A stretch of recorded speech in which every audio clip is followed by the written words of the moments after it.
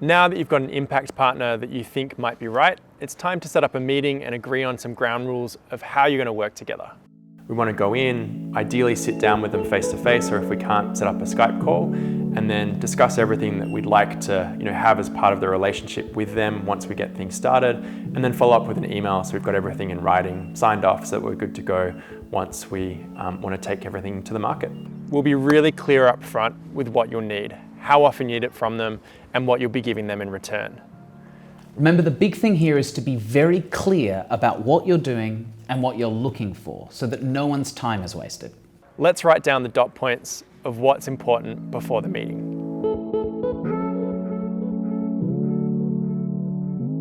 Something else that's really important to agree on is how regularly you think you'll be giving them funds or donations, so that they know when to expect that.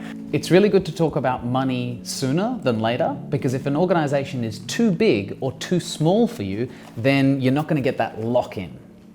We tend to always do that once a year at the end of the financial year, so that we're spending less time kind of managing the donation process, but also, because we're donating a portion of profits, paying it out just before the financial year ends, which is when we have the best estimate of what our profits will look like. It also means we only have one sort of big cash outflow as a donation each year, which is really important when you're getting started, because cash flow is what you need to drive your business.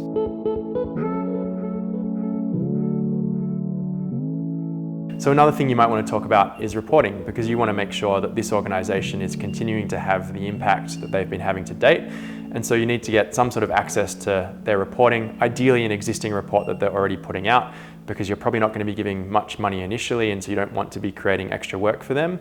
But having that report's important so that you can ensure that they're continuing to create the great impact that has been there for, from the beginning, and why you wanted to get behind them in the first place.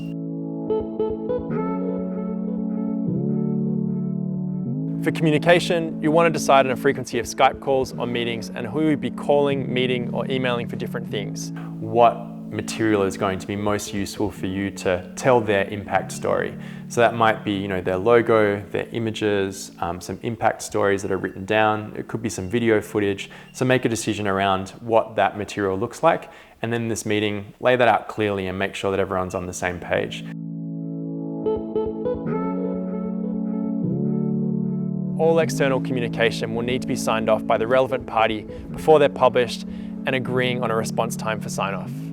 It's really important that you don't talk about anything they do without them signing off on it, and vice versa. You don't want them talking about anything you're doing without you signing off on it as well. So just setting that expectation up as something that you think is really important, and then everyone agreeing upon that or some version of that. The key thing here is to make sure that everyone's expectations are aligned. So you want to walk out of this meeting with everyone having a good understanding of what their expectations of the relationship will be moving forward. Acknowledge that they're taking some risk by investing time in you, because you're just getting started and this isn't proven yet. You can't just be reaching out to them every week and asking for more and more information.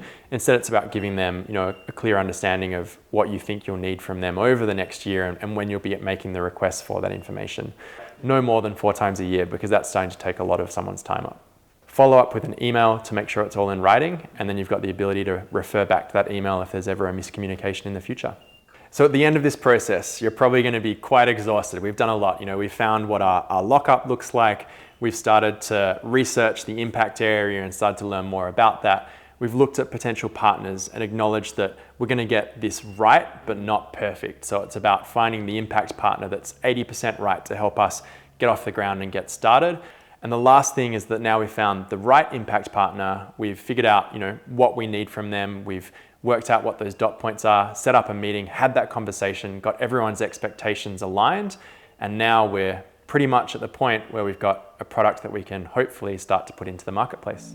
If nothing else, remember to put a lot of time and energy into respecting the organizations that you're working with. You respect their ability to be blindingly good at the impact they make, and they will respect your ability to make money that goes through to them.